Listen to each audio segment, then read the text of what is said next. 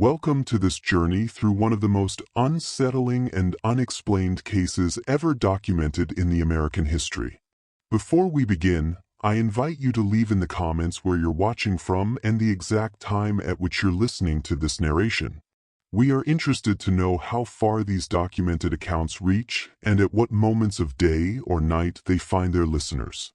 Somewhere along the banks of Louisiana's Bayou Teche, there exists a plantation record that was deliberately destroyed in 1859.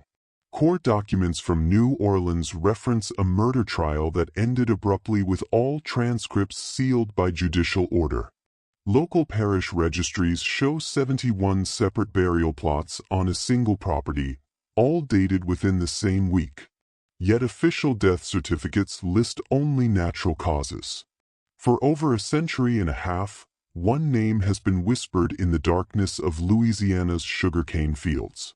A name that represents both unspeakable cruelty and shocking vengeance. Tonight, we're uncovering what really happened on the Deo plantation and why the truth was buried deeper than any grave. Before we continue with the story of Patience Devo and the girl who destroyed everything he built, I want to hear from you. Hit that subscribe button and drop a comment telling me what state or city you're listening from. Are you brave enough to hear what comes next? Let's find out together. The truth begins not with violence, but with a bill of sale. St. Landry Parish stretched across the fertile Louisiana lowlands like a patchwork quilt of wealth and suffering. By 1853, the region had become one of the most profitable sugar-producing areas in the entire South. With plantations lining the Bayou Teche, generating fortunes that rivaled those of European nobility, the town of Opelousas served as the parish seat, a bustling community of approximately 3,000 souls, planters, merchants, overseers, and the enslaved people who made their prosperity possible. Among the plantation owners, Patience Devo stood out not for his wealth, which was considerable, but for his peculiar reputation. A third-generation planter whose family had arrived from France in the 1760s, Patience, named for a Puritan ancestor on his mother's side, had inherited Belle Ombre Plantation at the age of 28 following his father's death from yellow fever. Now 42 years old, he ran his 300-acre sugar operation with what neighbors diplomatically called exacting standards.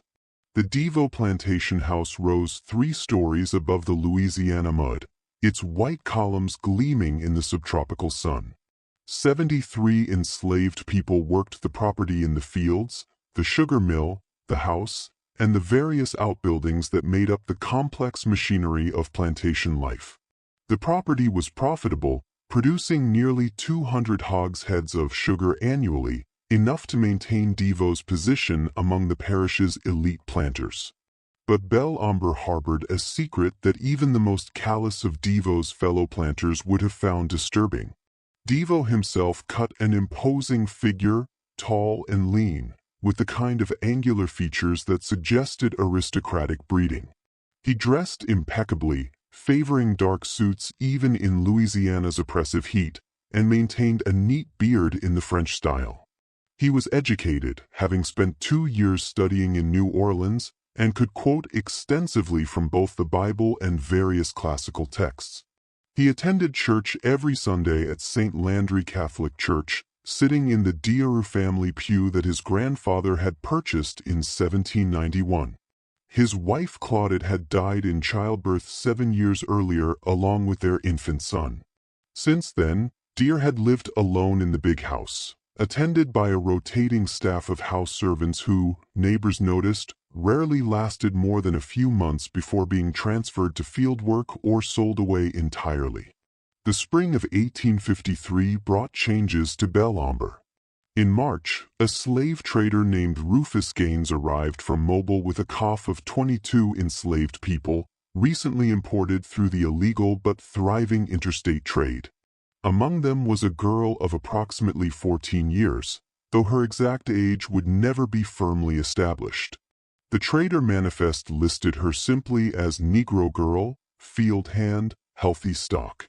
She had been born somewhere in Virginia, separated from her mother at age 7, when the estate she belonged to was liquidated to pay debts.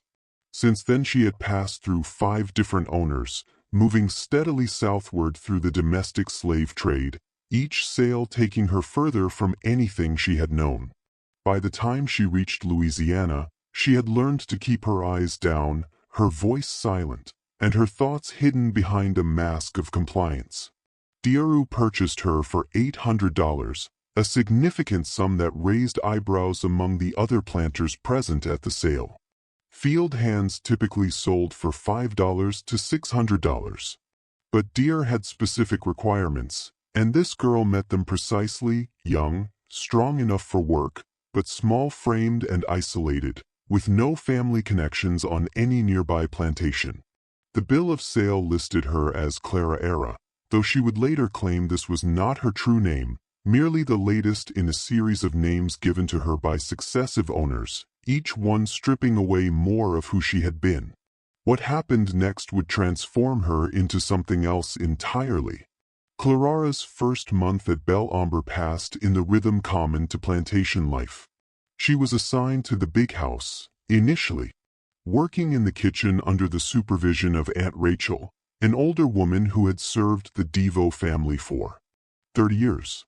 The work was demanding, rising before dawn to prepare breakfast, maintaining fires, cleaning, washing, and 100 other tasks that kept the household running. But Clara quickly sensed something wrong in the atmosphere of Bel Ombre. The other house servants moved with a particular kind of tension, their eyes darting toward Deo whenever he entered a room. Conversation stopped abruptly when he approached, and there were absences. Servants who disappeared from the house staff without explanation, replaced by new faces who carried the same haunted expression within weeks. Aunt Rachel tried to warn her in the careful coded language that enslaved people used to communicate dangerous truths. Master dear, he got particular ways, she said one evening as they scrubbed pots in the kitchen house. You mind yourself, child. Keep your head down. Do you work? Don't never give him cause to notice you special. But it was already too late. On a humid night in late April, Dear summoned Clara to his study. The room smelled of tobacco and old leather, lit by oil lamps that cast wavering shadows across walls lined with books. Drew sat behind a massive desk of imported mahogany, his face impassive as he regarded her. You can read, can you? He asked. The question was dangerous. Literacy among enslaved people was illegal in Louisiana, punishable by whipping or worse. Clara kept her eyes fixed on the floor. Oh, sir, don't lie to me. His voice remained calm, almost conversational. Saw you looking at the newspaper I left in the dining room. Your eyes were moving across the words. The silence stretched between them, heavy with threat. I asked you a question. Dude continued. Can you read? Clara's mind raced through possible responses, calculating which lie might save her. But something in Dear's tone suggested he already knew the answer. That this was some kind of test with no safe. Some, sir, she finally admitted, her voice barely audible. First master's daughter. She taught me some before you were sold away. Devo finished the sentence for her. He leaned back in his chair, steepling his fingers. Interesting. Very interesting. Indeed. What Clara didn't know, couldn't have known, was that patience. Devo had been searching for exactly this combination of attributes. He needed someone literate, someone isolated, someone who could be molded to his purposes, someone who wouldn't be missed. Over the following weeks, Clara's duties shifted. She was assigned to clean Devo's private rooms, to organize his papers, to assist him with correspondence. The work itself seemed almost easier than her previous tasks, but it came with a price that became clear incrementally through small degradations that built upon each other like layers of sediment. Deo began requiring her presence in his study every evening, ostensibly to help with paperwork. But the tasks grew stranger. He would dictate passages from the Bible, making her copy them repeatedly, checking her penmanship with critical eyes. He would quiz her on Scripture, punishing wrong answers with hours of standing motionless in corners, or denial of meals or small physical punishments that left no visible marks. A twisted finger bent back until she gasped, pressure applied to the soft spaces behind her ears, his grip on her arm just tight enough to bruise bone deep without breaking skin. "You need to be corrected," he would say, in that same calm conversational tone. "These are lessons in obedience, submission to proper authority. Do you understand?" The other house servants watched with knowing eyes and said nothing. They had seen this before. They knew how it ended.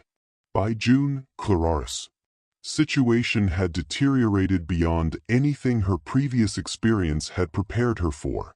Deo's lessons had evolved into systematic torture, carefully calculated to maximize suffering while leaving minimal visible evidence. He was methodical, almost scientific in his approach, as though conducting some dark experiment in human endurance. He kept detailed journals, Clara discovered, documenting his training methods in neat handwriting. She saw them once left open on his desk, pages filled with observations about pain thresholds, effective punishment techniques, methods of breaking the human will while maintaining physical capacity for work. She realized with horror that she was not the first. The journals referenced other subjects numbered but not named with clinical notes about their responses to various treatments. Subject 7 had lasted 3 months before being transferred. 9 showed promising initial compliance, but ultimately proved unsuitable. Subject 12, the most recent entry before Clara's arrival, had required disposal after an incident that Deveau described only as regrettable but necessary. Clara was subject 13. The summer of 1853 settled over St. Landry Parish like a suffocating blanket. The sugar fields, enslaved workers moved between the cane rows, their bodies dark against the green stalks, their songs carrying across the morning mist. Life at Belle Ombre continued its surface rhythm, the bells marking work hours, the routine of planting and cultivation, the weekly visits from neighboring planters who saw only what Deo chose to show them. But inside the big house, Clara was disappearing. Not physically, Devo was too clever for that. She still appeared at meals, still performed her visible duties, still attended to the tasks that would be noticed by others. But piece by piece, something essential was being carved away from her, removed with the precision of a surgeon's knife. His methods were sophisticated. He understood that breaking a person required more than physical pain. It required isolation, disorientation, the systematic destruction of identity, and hope. He rotated his punishments to prevent adaptation, mixed rewards with cruelty to create confusion, used sleep deprivation and forced wakefulness to blur the boundaries of reality. Some nights he would summon her to read aloud from his favorite texts, passages from the Old Testament about masters and servants, obedience and punishment, the divine order of hierarchy. Other nights he would force her to stand motionless 4 hours while he worked at his desk, punishing any movement with fresh torments. He deprived her of food, then presented elaborate meals and watched her eat while asking questions designed to humiliate. He gave her tasks impossible to complete, then punished the inevitable failures with methodical cruelty. Through it all he maintained his facade of respectability. On Sundays he attended church services, standing to sing hymns with his rich baritone voice. He hosted dinner parties where he entertained neighboring planters with discussions of sugar prices and political developments. He was known as a cultured man, perhaps. A bit reserved since his wife's death, but hardly worthy of suspicion. The other enslaved people at Belomber knew, of course. They always knew. But what could they do? Speaking out meant death or worse, being sold away to the brutal sugar plantations further south, where life expectancy was measured in years rather than decades. So they averted their eyes and whispered prayers, and tried not to think about the sounds that sometimes echoed from the big house late at night. Aunt Rachel tried once to intervene. She approached the overseer, a man named Dalton, who managed the field operations, and carefully suggested that Clara was being worked too hard, that perhaps she should be reassigned to other duties. Dalton listened with an impassive expression, then reported the conversation directly to Devo. Rachel spent 3 days in the punishment shed, a small building behind the sugar mill where infractions were corrected, emerging with fresh scars on her back and a new understanding of the boundaries of what could be risked. She never spoke of Clara again, though. Sometimes Clara would find small things left for her. A piece of cornbread wrapped in cloth, a cup of water placed where she would find it, small gestures of solidarity that carried enormous risk. As summer turned toward fall, Clara began to change in ways that went beyond the physical. Something was hardening inside her, crystallizing through the heat of her suffering into a form that even she didn't fully recognize. The mask of compliance remained, but behind it, something else was growing. Not hope, which Deo had systematically destroyed, but something colder and more durable. Calculation. She began to study Devu the way he studied her, learning his patterns and habits, his strengths and vulnerabilities. She observed which days he drank heavily from the crystal decanter in his study, how the alcohol made him careless. She noticed that he kept the key to his private rooms on a chain around his neck, but that he removed it before sleeping. She learned the layout of the house with the detailed precision of someone planning an escape, counting steps in the darkness, memorizing the locations of loose floorboards and squeaking hinges. She also began to understand the full scope of what Deo had been doing. Through careful observation and pieced together fragments of overheard conversation, she realized that she was far from his first victim. Over the past decade, at least a dozen enslaved people, always young, always isolated, always purchased from distant sellers, had passed through his hands and disappeared. Some had been sold away, their spirits broken. Others had died, their deaths attributed to disease or accident. One, the girl who had preceded Clara by only 4 months, had been found drowned in the bayou. Her death ruled it suicide despite the suspicious circumstances. The truth Clara was discovering would have shocked even the hardened planters of St. Landry Parish. If you're finding this story as disturbing as it is compelling, hit that like button and leave a comment with your thoughts. What would you have done in Clara's position? Let's find out together what happened next. What Clara didn't yet know was that Devo had begun planning her disposal. In his journal, he had started making notes about her deteriorating usefulness and increasing risk of detection. He had already contacted the trader Rufus Gaines about potential buyers in the Deep South, places where questions wouldn't be asked and records wouldn't be kept. Clara had perhaps 2 weeks before she would be sold away, or worse. October arrived with its deceptive coolness, the brutal heat of summer giving way to temperatures that made fieldwork almost bearable.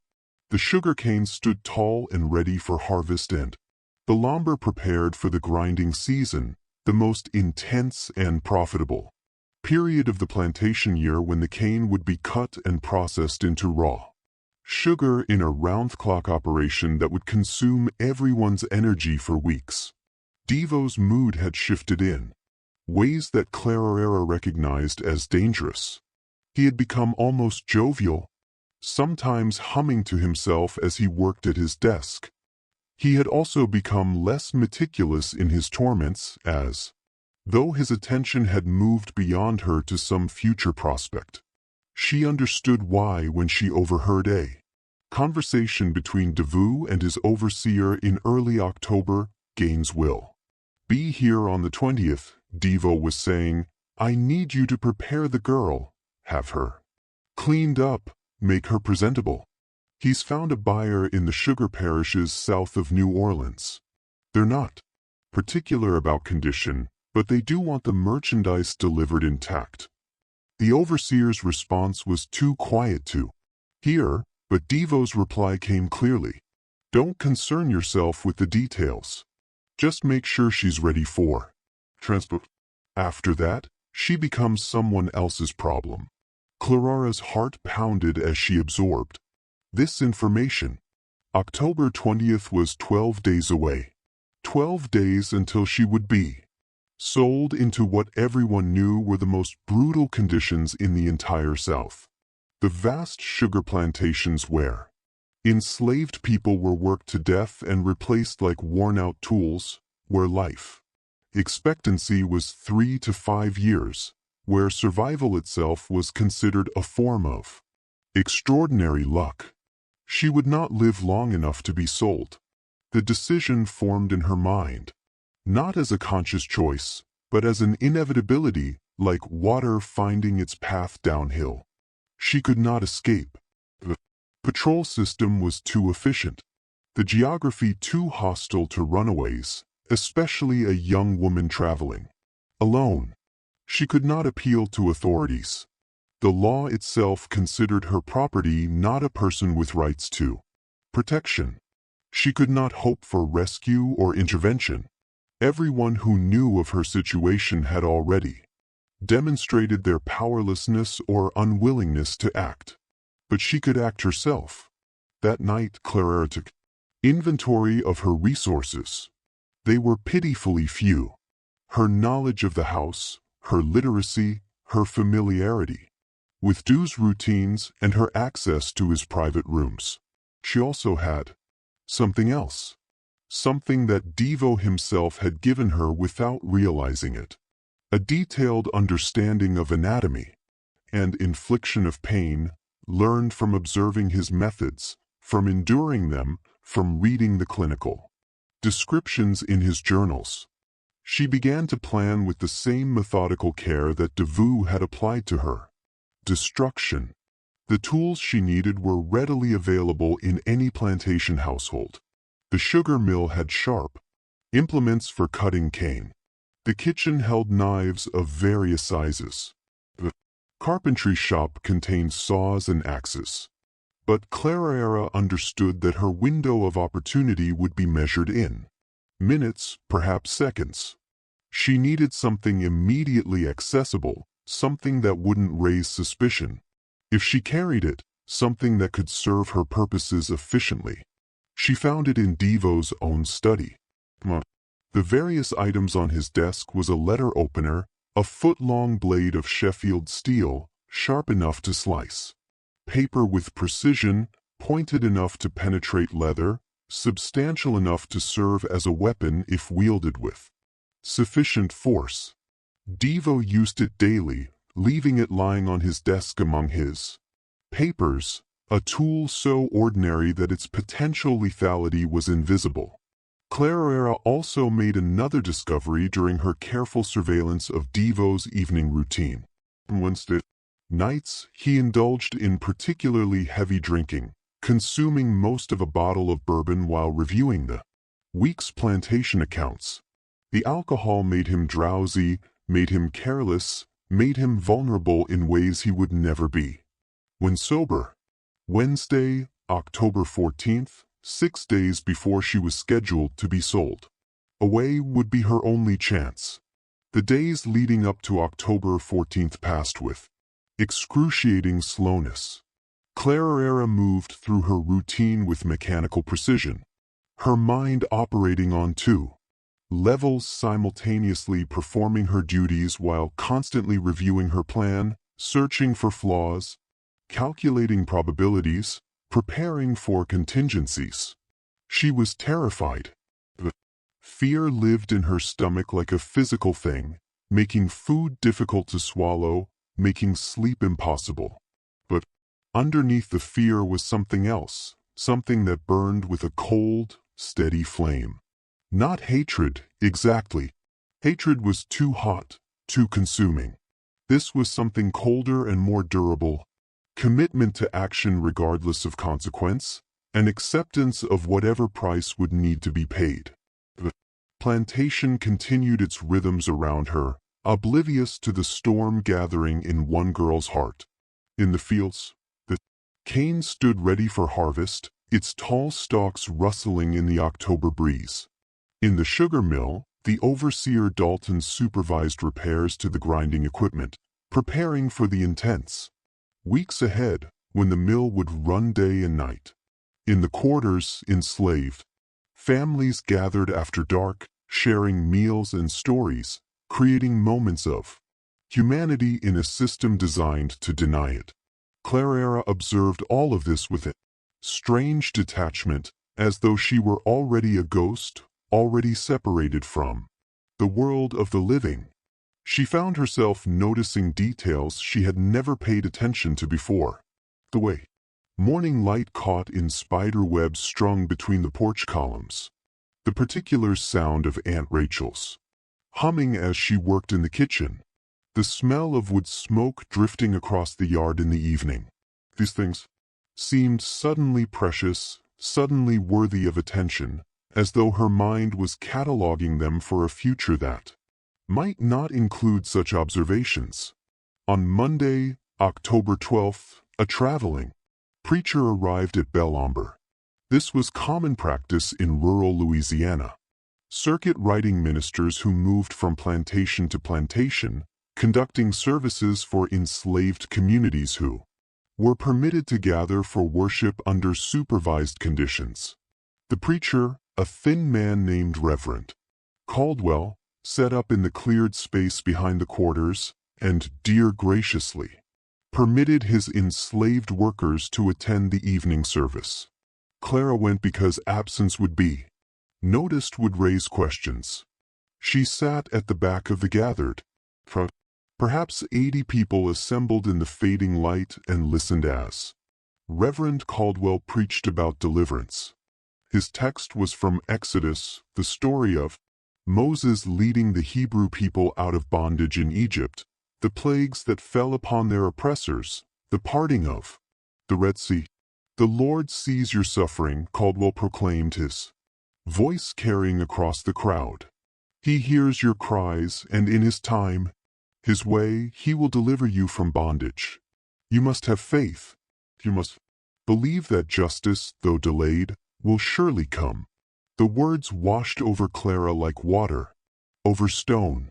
She had heard such promises before, had clung to them during her darkest moments, had prayed for deliverance until her voice was and her knees were bruised from kneeling. But deliverance had not come. Justice had not arrived. God, if he existed, seemed remarkably uninterested in the sufferings of enslaved people in Louisiana. She would not wait for divine intervention. She would create her own deliverance, deliver her own justice, even if the price was her life. After the service, as people dispersed back to their cabins, Aunt Rachel approached Clara with unusual directness. The older woman's face was deeply lined, her hands gnarled from decades of labor, but her eyes were sharp and knowing. She said quietly, positioning herself so that their conversation would appear casual to any observer. Whatever you're planning, don't do it. Clara felt her heart skip. I don't know what you mean. Yes, you do. Rachel's voice was gentle but firm. I seen that look before. Seen it on the face of a boy named Samuel maybe 10 years back. He had that same expression you wearing now.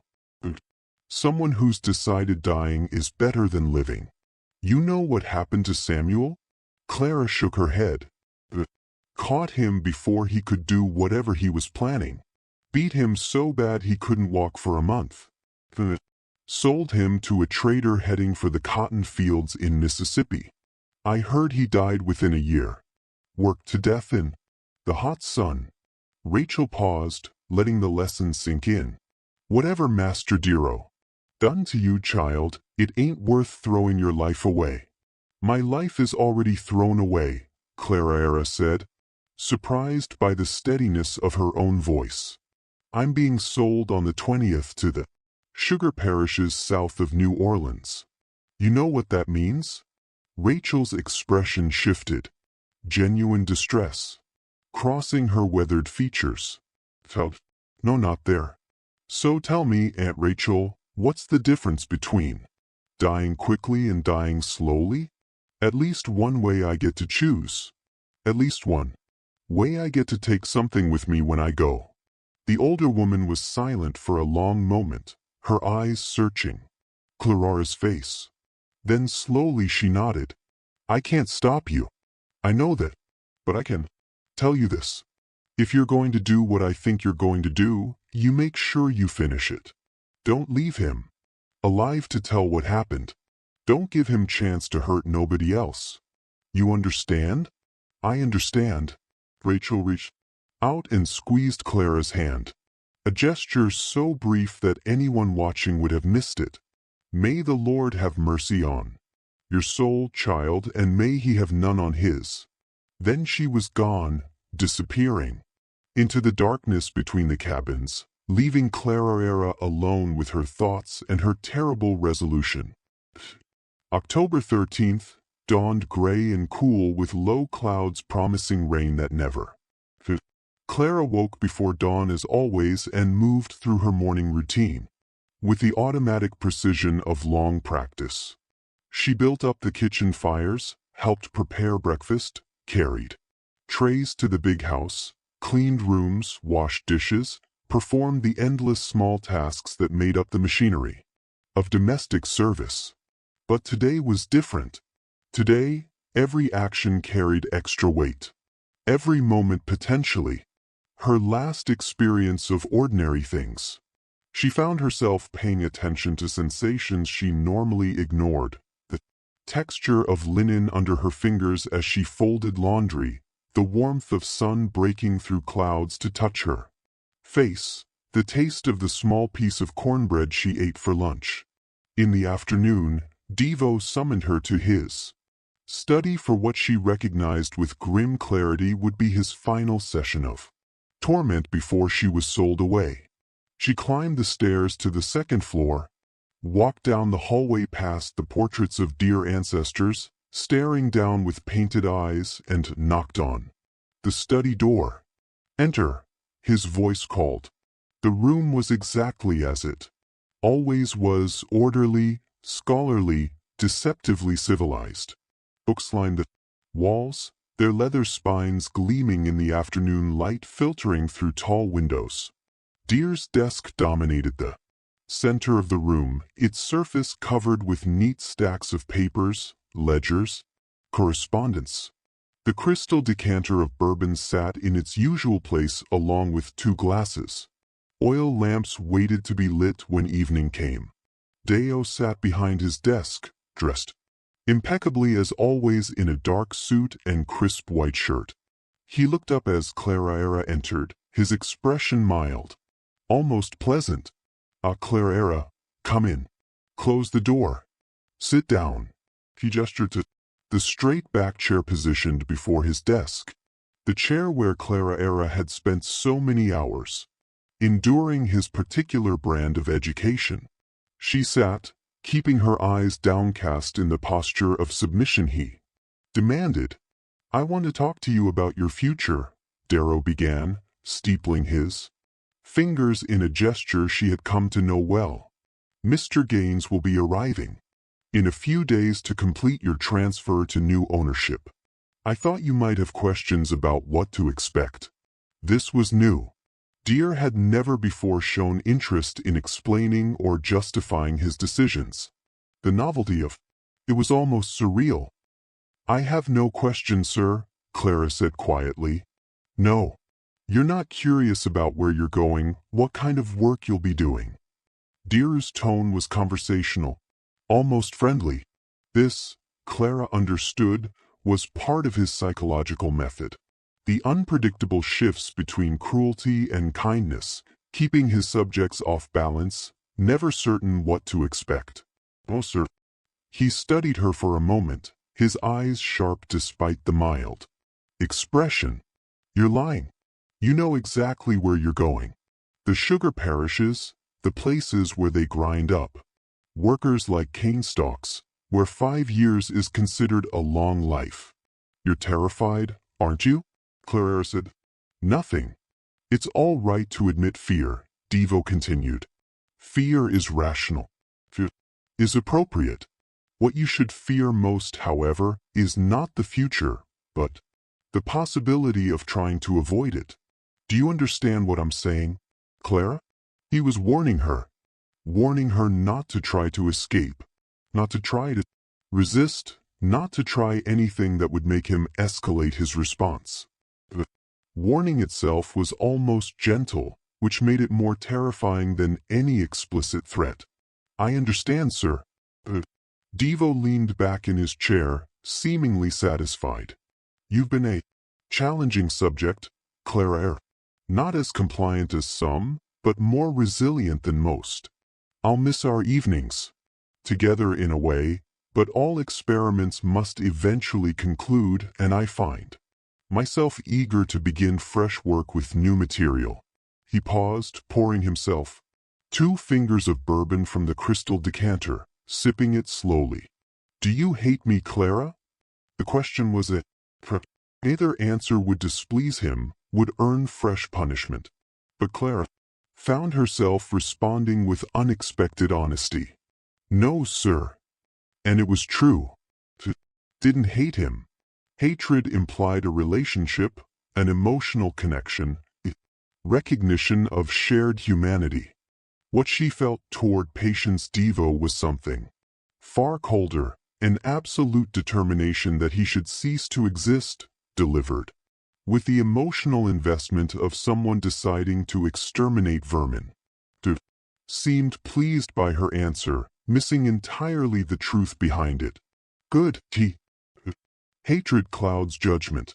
Submission requires clarity of mind and purity of obedience. You're learning even at this late stage. He paused again, swirling the bourbon in his glass, watching the amber liquid catch the light. Kept detailed records of our time together. Did you know that? Observations, measurements, assessments of technique. And result. Quite fascinating, really. The human capacity for adaptation, for endurance, for survival even under the most adverse conditions. You've contributed to a body of knowledge that might someday prove valuable. Clara listened to this with a strange detachment. He was describing her suffering as research, her pain as data, her existence as nothing more than experimental material. It should have provoked some response, rage, disgust, despair. But she felt nothing except the cold certainty of what would happen tomorrow night. You may go, Devo said, finally, dismissing her with a wave of his hand. Get some rest. Mr. Dalton will want you looking presentable when Mr. Gaines arrives.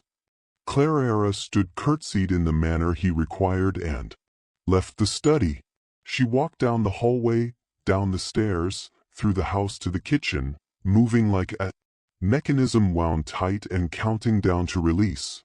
Aunt Rachel was alone in the kitchen, preparing vegetables for the evening meal. She looked up as Clara entered, her eyes asking questions that couldn't be spoken aloud. Clara nodded once, a tiny movement that conveyed everything. Rachel closed her eyes briefly, her lips moving in what might have been prayer. Then she returned to her work, her knife moving through carrots with steady precision, and Clara understood that no more would be said between them.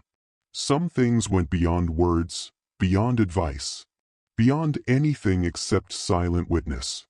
That evening, Clara lay on her pallet in The small room off the kitchen where she slept, staring at the ceiling in the darkness. Around her, the house settled into its nighttime rhythms, the distant sounds of the overseer making his rounds, the murmur of voices from the quarters beyond the yard, the creak of wood and whisper of wind. She should sleep. She would need all her strength for what was coming. But sleep was impossible, her mind too active, too full of scenarios and possibilities and calculations. She thought about her mother, whom she barely remembered. A soft voice singing. In the darkness, warm arms holding her. A face that had faded to nothing more than impression and longing. She thought about the 7-year-old girl she had been standing on an auction block in Virginia, trying not to cry as strange white men examined her teeth and felt her arms and discussed her value in voices that treated her as an object, not a person.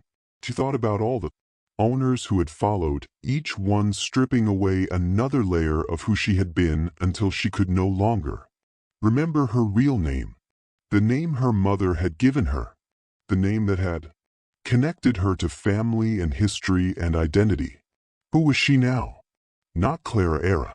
That was just another name imposed by ownership. Not even fully human anymore. At least not in the eyes of the law. Not in the eyes of the society that permitted and profited from her bondage.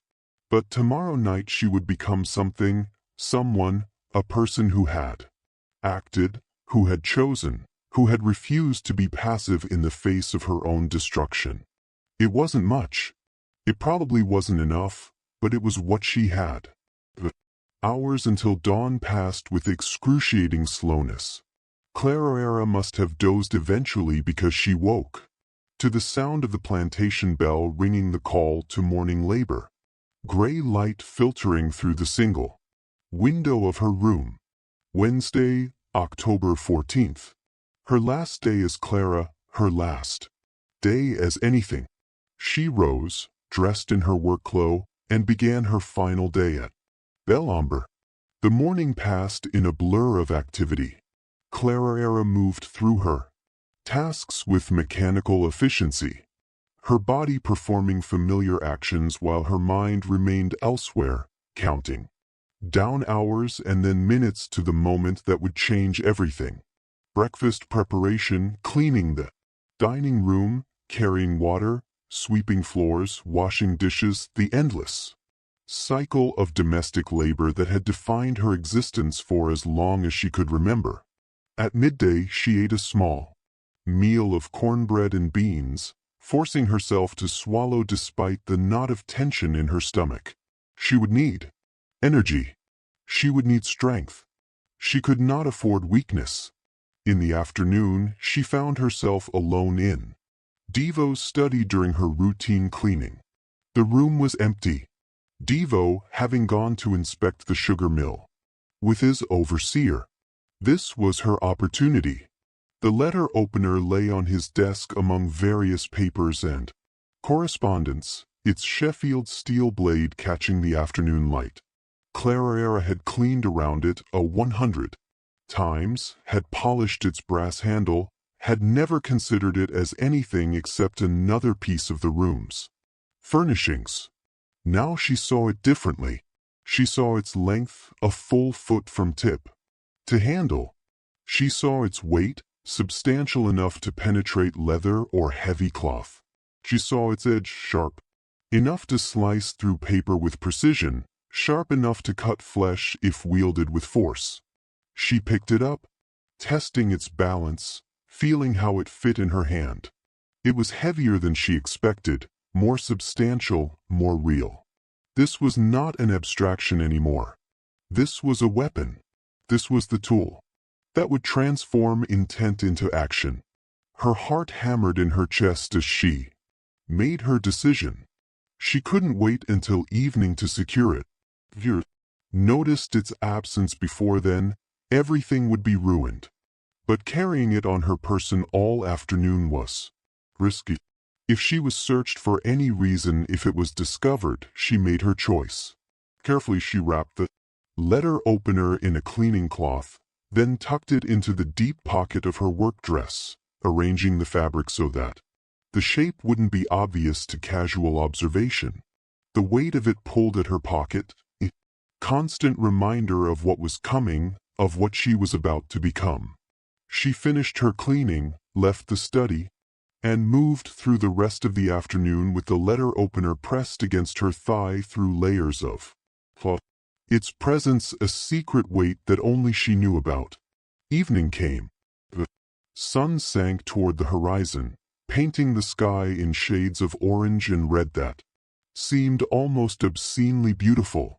Clara helped prepare dinner, served Deo his meal in the dining room, cleared the dishes afterward, moved through her routine while the knife in her pocket waited, patient and cold.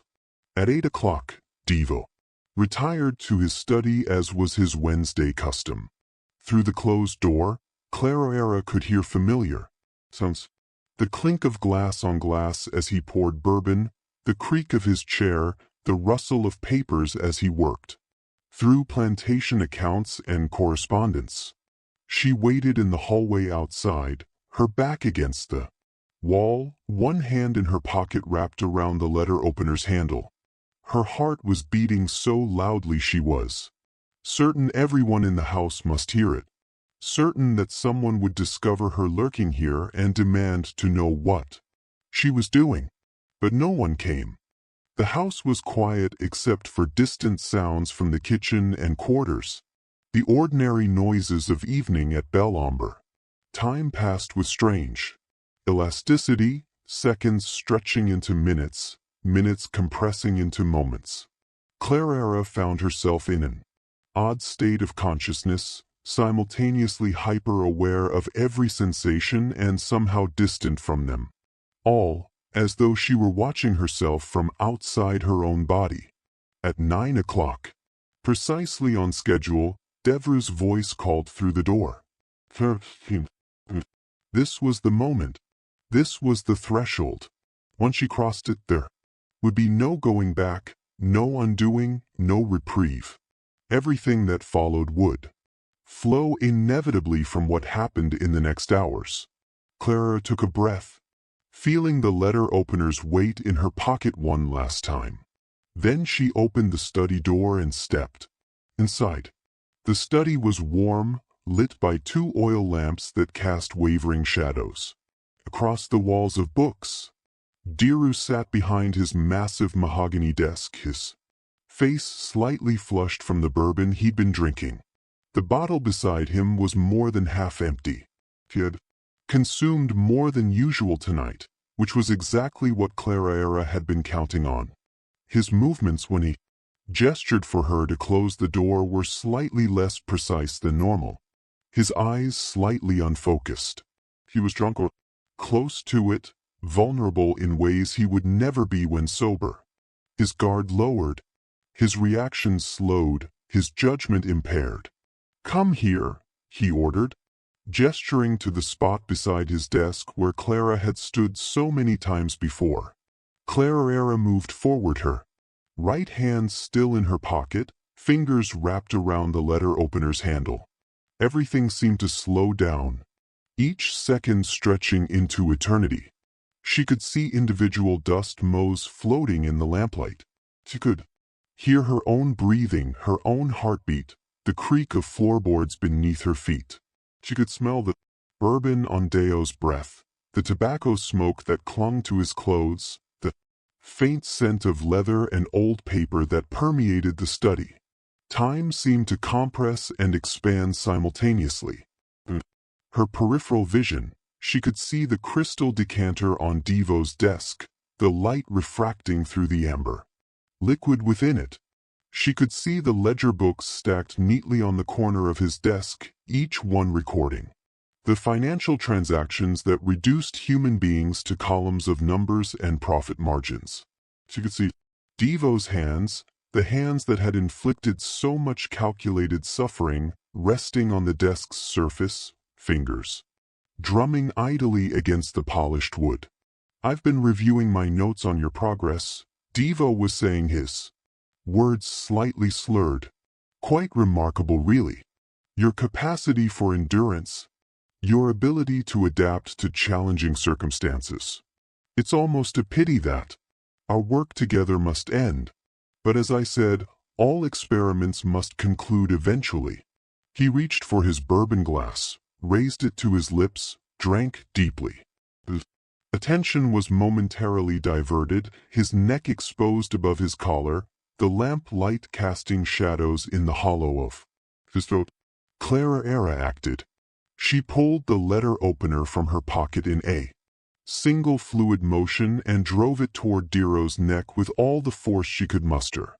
But her hands were shaking, whether from fear or adrenaline or the simple enormity of what she was attempting, and her aim was imperfect. The blade struck his shoulder instead, penetrating several inches into flesh and muscle, hitting bone with a sensation that traveled up the handle into Clara's hand. Devo roared with pain and shock, lurching to his feet, with such force that his chair toppled backward, crashing against the bookshelf behind him. His hand grabbed for the knife handle protruding from his shoulder, trying to pull it free, his face contorting with a mixture of rage and disbelief. "You," he gasped, his voice strangled. "You dare?" But Clara didn't let him finish.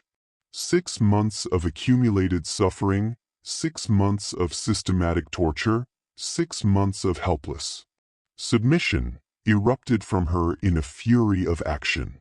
She launched herself at him, her fists striking at his face. Her weight, meager though it was, knocking him off balance.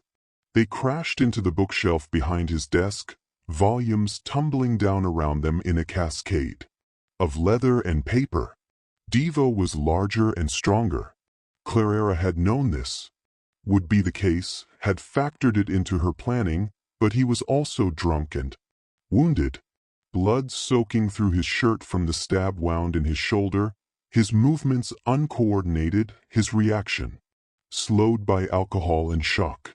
They struggled in terrible silence, both instinctively understanding that noise would bring others, would summon witnesses, would transform this private confrontation into something public and therefore even more dangerous.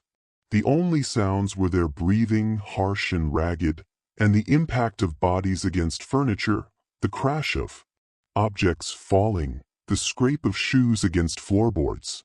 Devo's hands closed around Clara's throat, his fingers digging into soft flesh, cutting off her air. Black spots began to dance in her vision. Her lungs burned. She was dying. She realized with strange clarity. He was killing her. Despite everything, her planning, her determination, her willingness to sacrifice her life, he was still going to kill her, still going to win, still going to reduce her to nothing more than another entry in his cursed journals. Her hand found the letter opener, still protruding from his shoulder. She grabbed the handle, now slick with blood, and yanked it free with a sucking sound that would haunt her memory forever. The blade came away, trailing dark blood, and for a moment she could see the wound it left behind, a ragged opening in flesh that looked somehow obscene, somehow more real than anything she had ever witnessed.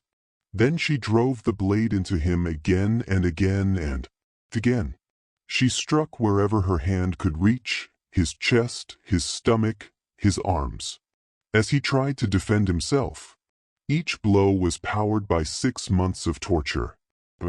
The memory of every girl who had suffered before her, by the knowledge that survival required absolute commitment, that half measures would mean her death and his survival and the continuation of everything he represented. Du's grip on her throat weakened. He fell backward, striking his head on the corner of his desk with a sound like a mallet hitting meat. A wet, heavy sound that Clara would never be able to forget. He collapsed to the floor, blood spreading beneath him in a dark pool that caught the lamplight and gleamed like oil. He lay there bleeding from multiple wounds, his breathing shallow and labored, his eyes wide with shock and pain and something that might have been fear, real fear, perhaps for the first time in his privileged, cruel life. Clara stood over him, the bloody letter opener still clutched in her hand, her chest heaving, her mind strangely calm. This was the moment. This was the choice. She could run now. She could flee into the darkness and hope for escape, even though escape was nearly impossible for an enslaved woman in Louisiana. Even though she would certainly be caught and killed within days, or she could finish what she had started. She looked at Deborah, really. Looked at him. This man who had purchased her like livestock, who had systematically destroyed her humanity, piece by piece, who had documented his cruelty in neat handwriting as though it was science rather than sadism. This man who had done the same to at least a dozen others before her, who would certainly do it again to whoever came after her if he survived this night. And something else was operating in Clara. Now, something that went beyond survival or even vengeance. A methodical fury that required completion, that demanded every ounce of suffering be repaid, that insisted on a specific and terrible form of justice.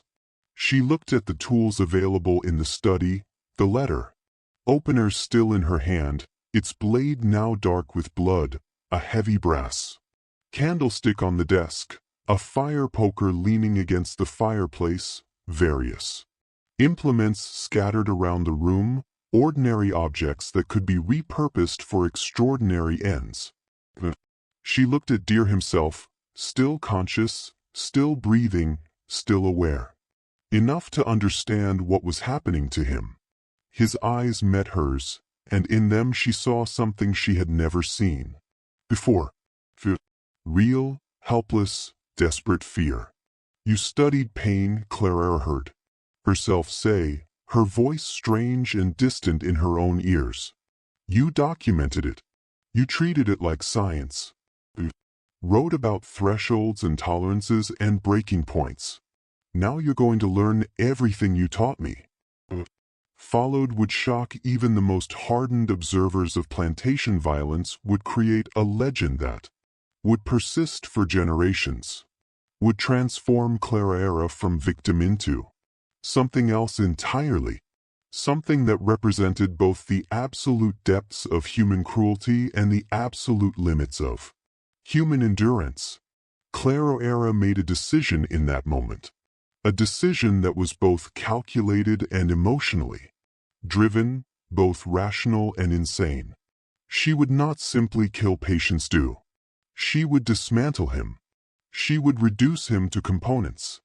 She would treat him the way he had treated her, as raw material for experimentation, as an object rather than a person, as something to be studied and documented and ultimately discarded.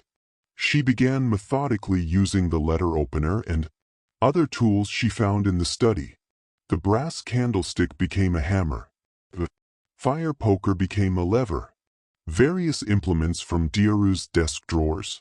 Sharp, heavy, useful objects that had served mundane purposes were repurposed for darker work.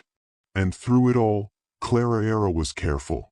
Careful not to let Devo die too quickly. That would be mercy. And mercy was not what this moment required.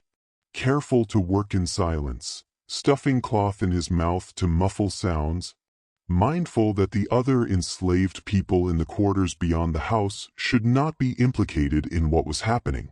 This was her action, her choice, her responsibility alone. She was also careful to apply the lessons she had learned. 6 months of systematic torture had taught her anatomy through suffering. She knew what hurt and how much. Knew the difference between damage that killed quickly and damage that lingered. Knew which parts of the body were most sensitive to pain and which were most essential to life. She applied this knowledge with scientific precision. Hours passed. The oil lamps burned low and Clara refilled them from the reserve deo kept in a cabinet. mundane actions surreal in the context of what she was doing. The night deepened outside the study windows, the house around them silent except for the distant sounds of crickets and nightbirds, and the occasional creak of settling wood. And throughout it all, Clara worked with the methodical patience of someone completing an essential task, dismantling the man who had tried to dismantle her, taking him apart piece by piece with the same clinical detachment he had shown toward his victims. She counted as she worked. It was important to count, important to document, important to mirror Diru's own obsession with measurement and record-keeping. Each separation, each reduction, each component was noted mentally, added to a tally that grew. With each passing hour, 71 pieces, she would later claim, though whether this number was literal or symbolic would never be fully determined. Perhaps it represented one piece for each person Deer had enslaved on his plantation. Perhaps it corresponded to the 71 days she had endured his particular brand of torture. Perhaps it was simply the number that came to her in the heat of her terrible work. A number that felt right, that felt complete, that felt like justice. When she finally stopped, when the work was complete and nothing remained that could be called patience, dear, except separated components arranged with terrible precision across the floor of his study, the first light of dawn had begun to filter through the windows. The sky was pale gray, the color of ashes, the color of endings. Clara stood in the doorway covered in blood from her hair to her feet, the letter opener still in her hand, and looked back at what she had done. She felt no satisfaction, no triumph, no relief. She felt nothing at all, as though the part of her capable of feeling had been excised along with everything else Devo had taken from her. She had become exactly what he had tried to make her, something less than human, something reduced to pure function, something that existed only to serve a purpose. But the purpose she had served was her own, not his. And in that distinction lay whatever meaning could be salvaged from this night of horror. Clara walked out of the study, through the big house, down the front steps, and into the gray light of morning. Behind her, the study door stood open, revealing shadows and shapes that would haunt the imagination of everyone who eventually saw them. She walked down the gravel drive toward the main road, her bare feet leaving bloody footprints on the pale stones. Walked past the fields where enslaved workers were beginning to gather for the day's labor, their voices falling silent. As they saw her, their faces registering shock and fear and something else. Something that might have been recognition or understanding or a terrible kind of hope. She walked until she reached the main road, where she simply stopped and waited, the letter opener hanging loosely from her hand, her face expressionless, her eyes fixed on some distant point that only she could see. She didn't try to hide. Didn't try to run. She had done what she came to do. And now she would face whatever consequences followed. The patrol found her 3 hours later, still standing in the same spot, still holding the bloody knife, her dress stiff with dried blood, her face empty of everything except exhaustion. When the sheriff asked her what had happened, she answered in a voice devoid of emotion. "I killed Patience Dew. He needed killing. I regret nothing except that I can only kill him once."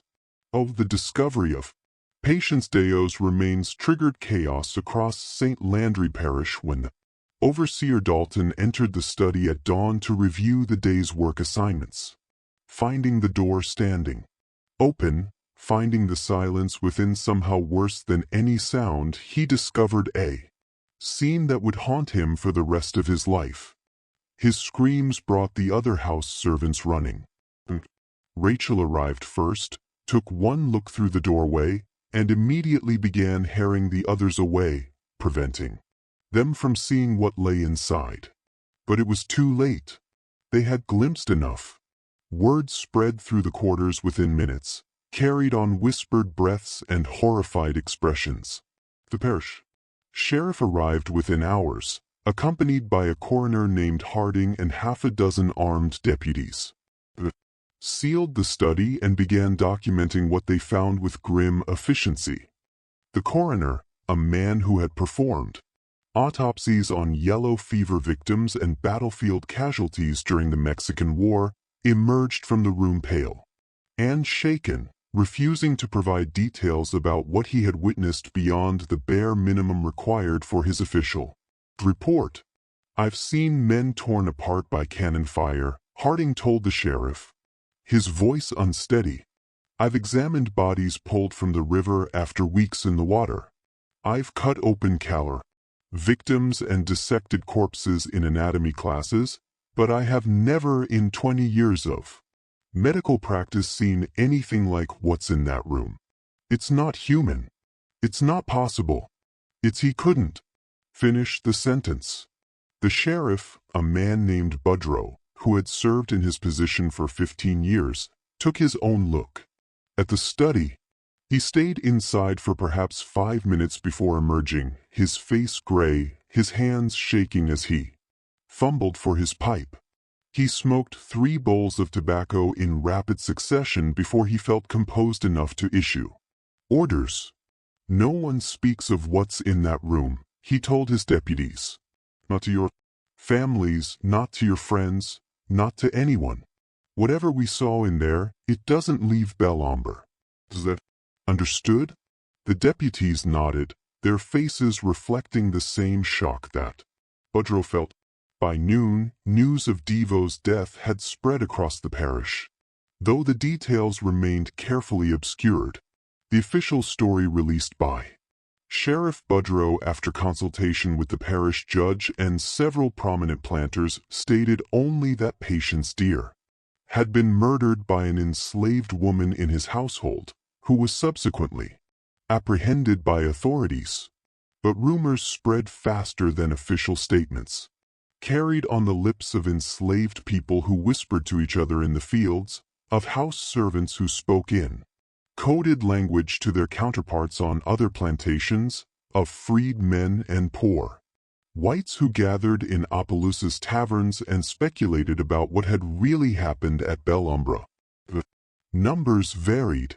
Some said Deo had been cut into 50 pieces. Others claimed 100. Some said the girl had drunk his blood. Others insisted she had eaten his heart. The truth was lost in a swirl of rumor and counter-rumor, each version more extreme than the last. What was not rumor was the response of the enslaved community. Within days of Devo's death, something unprecedented began to happen. Across St. Landry Parish, enslaved people started refusing to work. Violently, not through organized uprising, but simply through quiet, firm resistance. They gathered in their quarters and in the woods, refusing to go to the fields, refusing to respond to threats or punishments, refusing to disperse. Within a week, more than 200 people had assembled in hidden camps in the forests and swamps surrounding Belombre. They built fires and shared food, and waited. No demands were made, no manifestos were issued. They simply existed in a state of collective refusal, and their very presence sent waves of terror through the planter. It was the closest thing to organized resistance that Louisiana had seen since the German coast uprising of 1811, and it terrified the white population. Patrols were doubled, then tripled. Militia units were called up. Armed planters rode the roads between plantations, searching for signs of further insurrection. But the assembled enslaved people remained peaceful. They committed no violence. They threatened no one, but simply refused to work until the girl Clara or whatever her name was received what they called justice. The problem, from the perspective of Louisiana's legal system, was what exactly that meant. Under the state's Black Code, Enslaved people who murdered their masters were to be executed swiftly and publicly, their deaths serving as warnings to prevent further insurrection. But the circumstances of this case presented unusual complications that made the usual procedures impossible to follow. First, there was the matter of Devoe's study.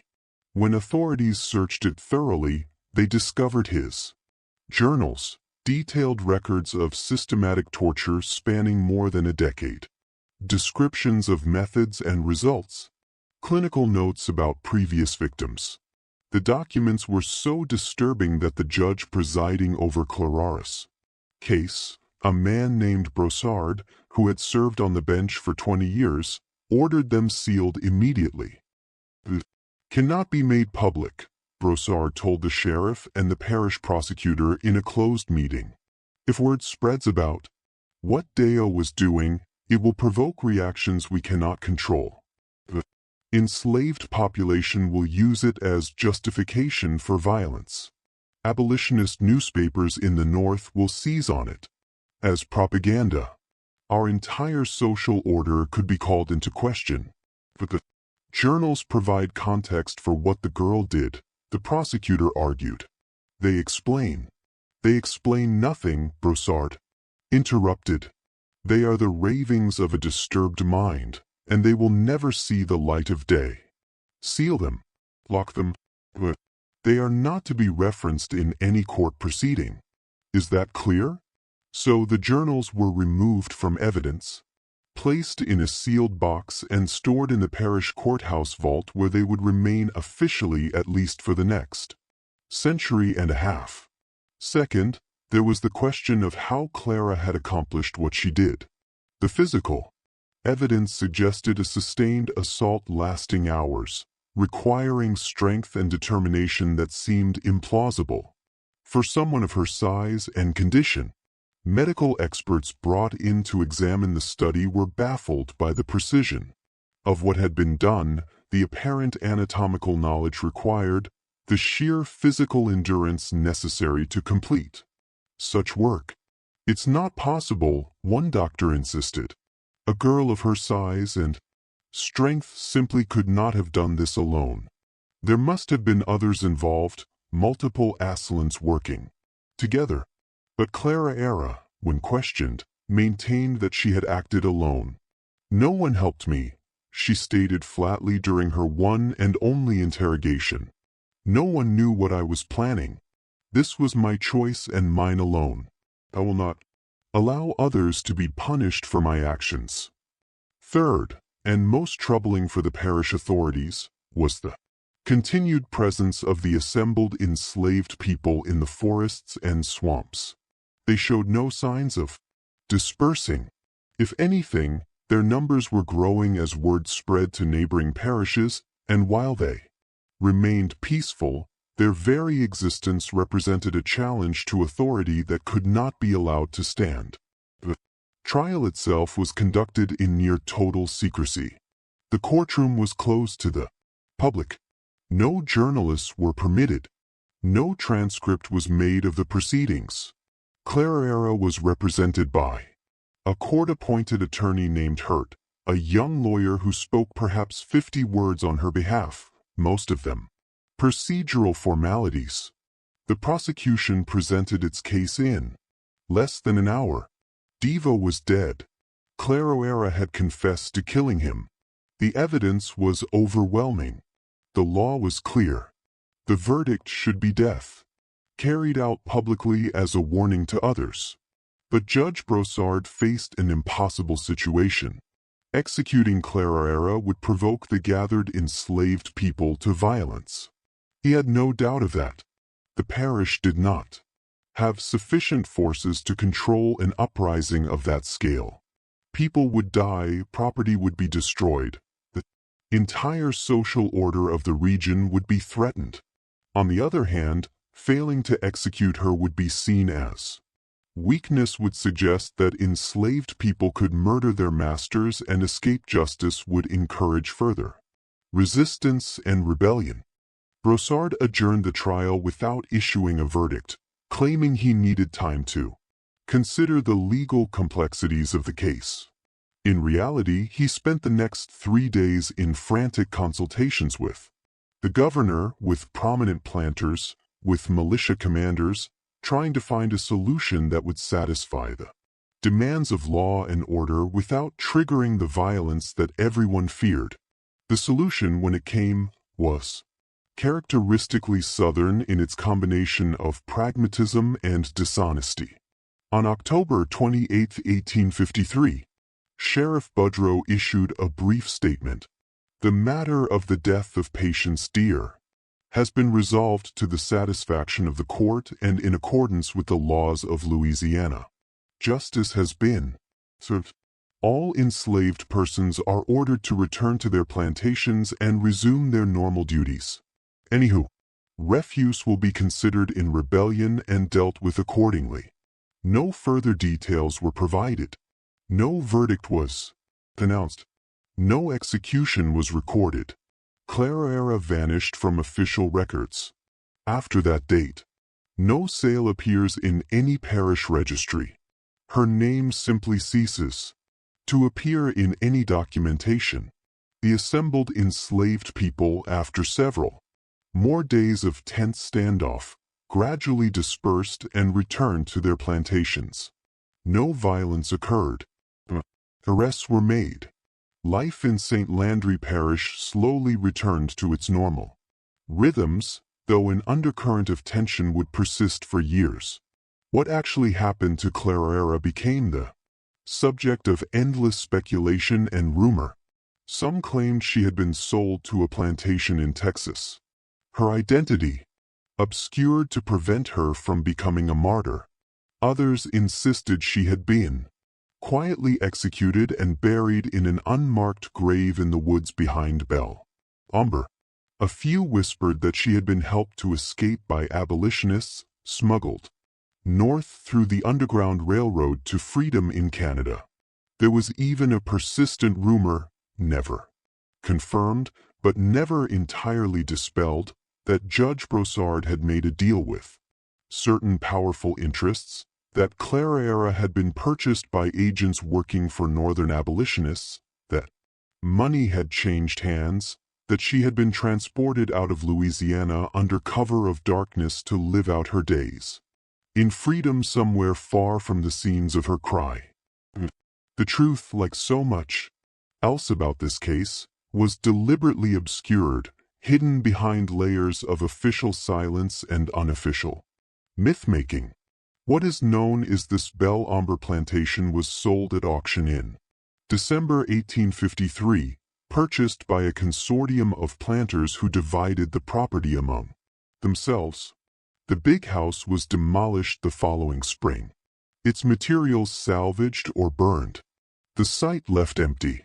Within 5 years, the Louisiana forest had begun to reclaim the land, vines, and undergrowth covering what had once been manicured grounds and cultivated fields.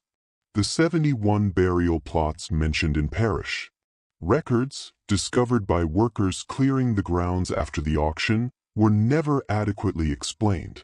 Official documents claimed they contained victims of a yellow fever outbreak, though no such epidemic was recorded in St. Landry Parish during 1853 or 1854. The plots were shallow, hastily dug, and contained no coffins or markers.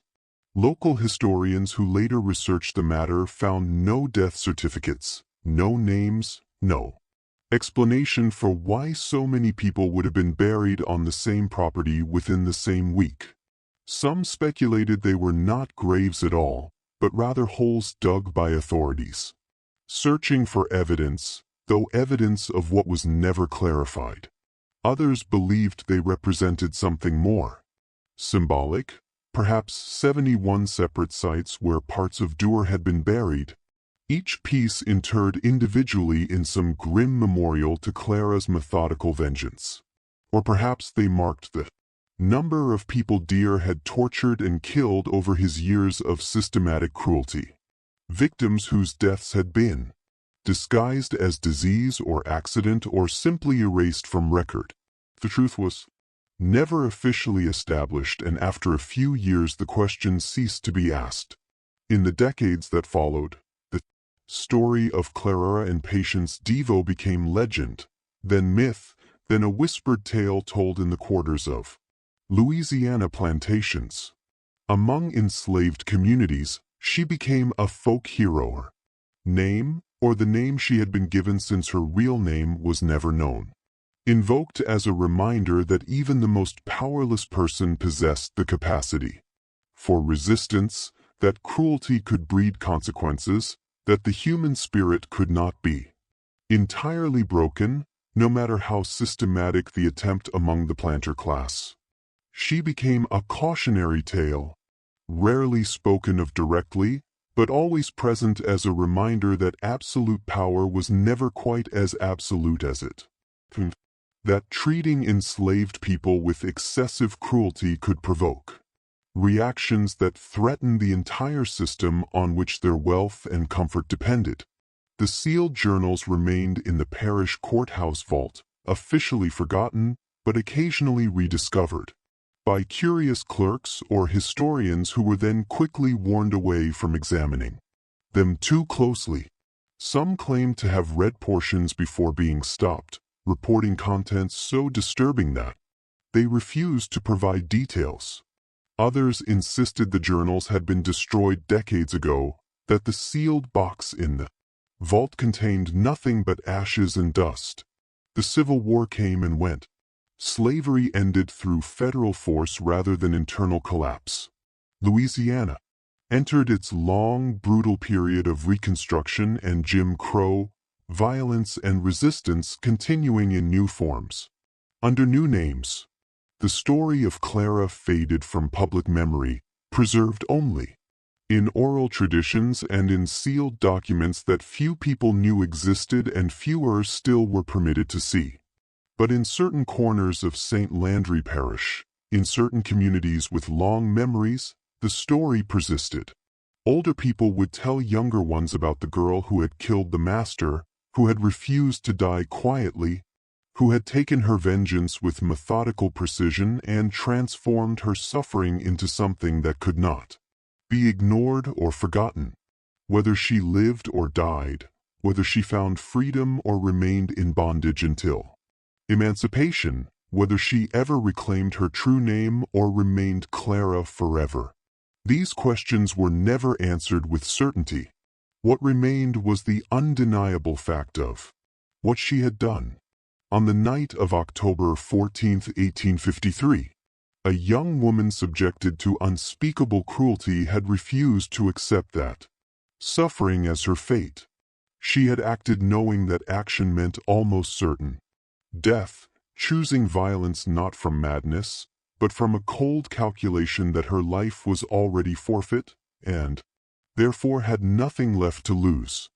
The number 71, whether literal or symbolic, whether referring to pieces of a dismembered body or years of accumulated victims or burial plots or some other meaning, entirely became attached to her story permanently. 71 pieces of a man who had tried to break her. 71 responses to months of systematic torture. 71 reasons why silence in the face of cruelty is itself a form of violence. The sealed documents remain sealed to this day, locked away in archives that few people access and fewer still are permitted to examine. The property that once was Belle Ombre has changed hands multiple times, subdivided and developed, its dark history erased by time and deliberate forgetting. Modern residents of the area, if they know the name at all, associated only vaguely with something bad that happened a long time ago. The details lost to generations of silence.